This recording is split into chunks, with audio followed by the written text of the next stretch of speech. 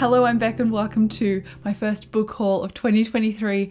I got a few books for Christmas and I obviously indulged as well. And one of the books in this haul literally arrived this afternoon as I'm filming too. So without further ado, I have a bunch of contemporary books. I've also got a couple of fantasy books, so let's get into it. These ones were very kindly sent to me by my friend Marie because she was unhauling them because she has additional copies.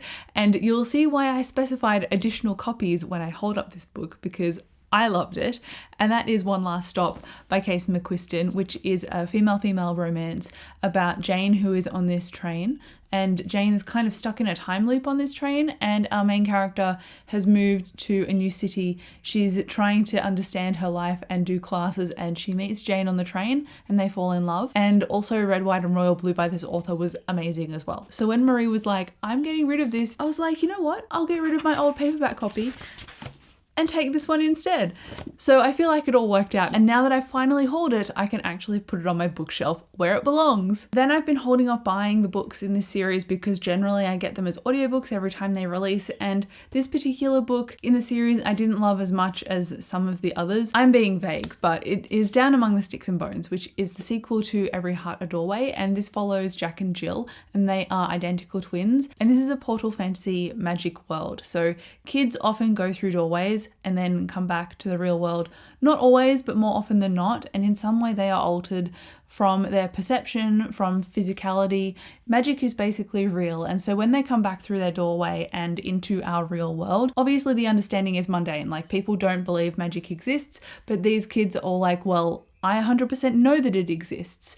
And so these characters went to more of a darker world. They were recurring over the first couple of stories and I didn't love them so much, and that's why I didn't buy these. But when they were getting unhauled, I was like, yes please, I will take those off your hands because I've got the other few over here that I own in the series. I don't have all of them yet, but my collection is clearly building. And so with this one, I got Beneath the Sugared Sky. This is more of like a lighter magical story, which is set in confection. So it's more like literal candy and fairies and fae. But fae, as you know, are supposed to be notoriously sneaky and they're not all that they appear. So there are some darker undertones to this. I'm now happy that I can add them finally to my bookshelf over here. And then in Australia over Christmas and New Year, it is summer for us. So I was like, I'm going to buy me some romances. And I did. So I got Delilah Green Doesn't Care and Astrid Parker Doesn't Fail. Iris Kelly Doesn't Date comes out at the end of this year, and I am obviously going to read it because I loved these. These feature in my January wrap up, and they are a companion series. So read books 1 and then book 2 because otherwise you'll get the spoilers. Honestly, I love these. I laughed, I cried, I had a ball. So pick these up because this is my first foray into mostly queer adult romance and also Ashley Herring Blake, and I have zero regrets. Then another contemporary author that is quite popular is Tessa Bailey. So I was like, I'm gonna try Tessa Bailey, and I put some of her books on my Christmas wish list. So in my family and my extended family, we have a lot of cousins on my partner's side and we do a Kris Kringle, and everyone does a list swap of their wish list and we all anonymously buy each other gifts. So I got a few things, but one of them was It Happened One Summer by Tessa Bailey, and this is about Piper, who has fame and money and has a scandal at the beginning of the book, and her dad's like, I can't deal with this anymore. You need to go and learn about your roots and about responsibility. And so he sends her off to a small town in Washington called Westport, where her father was initially from. Her mother got remarried to this guy, and that's why he's her father now, but she doesn't really remember much about her father because he died when she was 4 years old. So she goes back to this town that remains kind of unchanged, and it's very small and everyone knows each other. And obviously there is a love interest named Brendan because this is a romance story, and it's very grumpy sunshine. So Brendan is that kind of pillar of briskness, and Piper is this glowing, sparkly, energetic kind of character. If you want to hear more, go and check out my January wrap up, but this was quite enjoyable as well, and I have no regrets also. Then I got 2 other books from my Kris Kringle wish list as well, and one of them is You Should See Me in a Crown, and not only does this cover intrigue me, it is also, I think, a sapphic romance, and it says that Liz has always believed she's too black, too poor, too awkward to shine. She's planned an escape route from her small town via an uber elite college, but she has no money to get there until she's reminded of her school's scholarship for prom king and queen. Liz fears the spotlight, but she must face the gauntlet of social media trolls and catty competitors. The only thing that makes it halfway bearable is the new girl in school, Mac. She's smart, funny, just as much of an outsider as Liz, but Mac is also in the running for queen. Will falling for the competition keep Liz from her dreams or make them come true? That just sounds like a really gripping synopsis, so I'm really looking forward to this. Even though it is young adult and that category I kind of tend to steer clear from, some young adults kind of reach out and pull me back, and this is one of those. I'm really hoping that I end up reading it at the beginning half of this year, because if I don't read a lot of my contemporary during more summer months, then I tend to leave them for the next year, and so I'd like to read this as soon as possible. Then another one that my friend Marie was getting rid of was The Charm Offensive, which is a male-male romance featured around a reality TV show, and one of the contestants on the show is falling in love with the host, I think, and it's on my February TBR because, you know, February is kind of that romance month because of Valentine's Day. So when I eventually read this, probably it will feature in my February wrap-up, but if you've read it, let me know what you thought. Let me know what you thought of any of these, actually. I would like to know your ratings and see if your tastes align with mine. Then another book, and the last book that I got for my wish list for Christmas, was a chonker, and I'm very excited about it. It is A Memory of Souls by Jen Lyons, which is the third book in her Chorus of Dragons series. The first book is Ruin of Kings. The second book is The Name of All Things. I'm looking forward to continuing this series, even though each book in the series is about 700 to 800 pages long. So it is an undertaking, but I think it'll be worth it. And the first book follows Kieran when he accidentally overhears a demon, and that demon gets wind of him, and he is trying to escape the sights of this demon and the fate of this demon. And while he's trying to do that, he accidentally runs across the attention of the royal line. And I do want to jump into this like straight away, but I think I might need a bit of a refresher. Even though I read the other two books mid to late last year, I still think that listening to them on audiobook as a reread this year before I dive into this might be helpful. I'm not quite sure what I'll do yet. I might just go, you know what, I'm going to be chaotic and just start this because I want to, or I'll do a little bit of preparation. Honestly, I'm really not sure. My mood is really going to dictate what happens.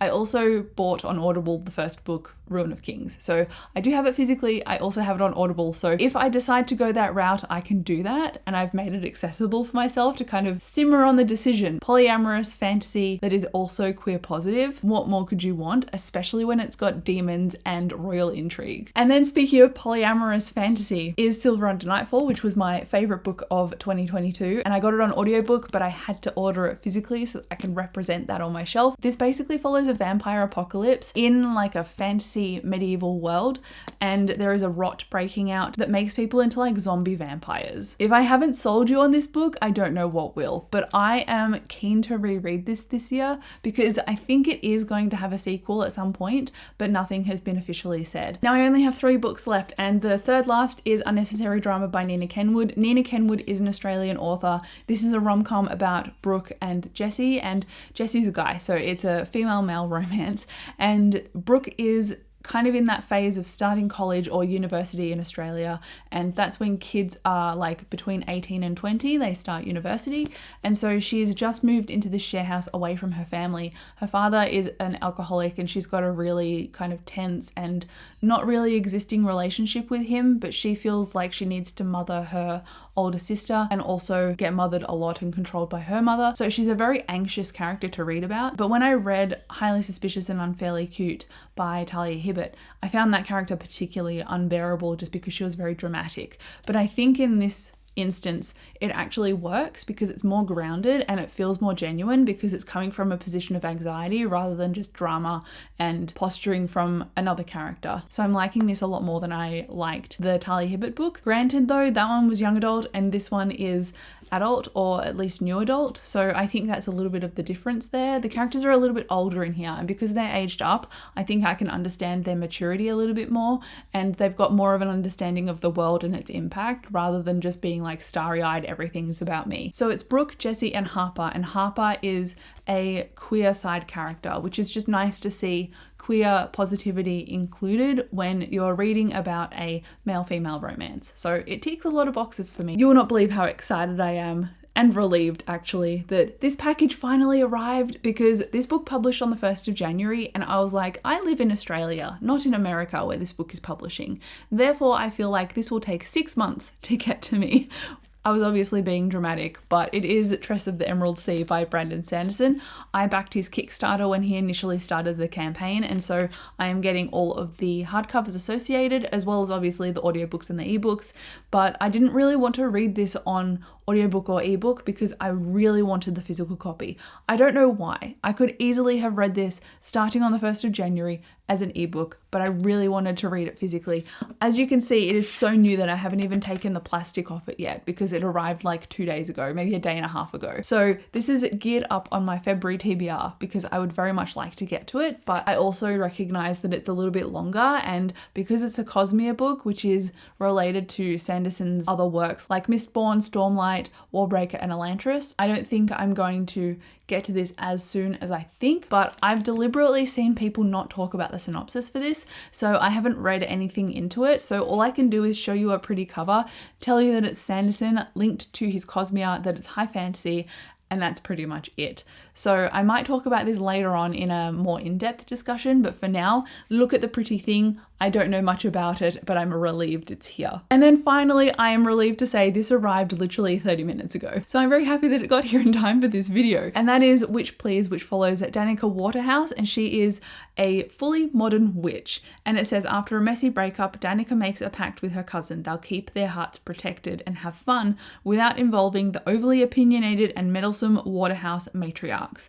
Then we've got Titus Winokur has family trouble of his own. After a tragic loss, all he's got is his sister, his bakery, and a romantic curse that he's convinced has left him doomed to be alone.